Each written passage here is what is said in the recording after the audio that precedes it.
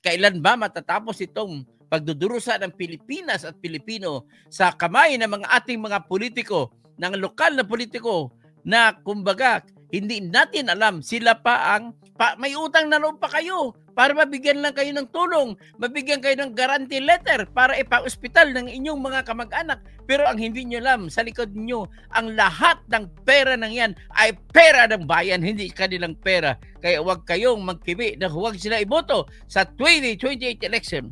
Ang dalawang tao lamang ang nagdidikta kung ano ang mga proyekto sa mga pagkagagastusan, si Saldico lamang at saka si Tambaluslos Romualdez. Pilipinas, sina House Speaker Martin Romualdez at Saldico.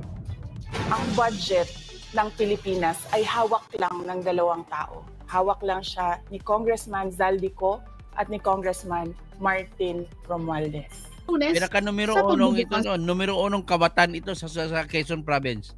Sa Kongreso.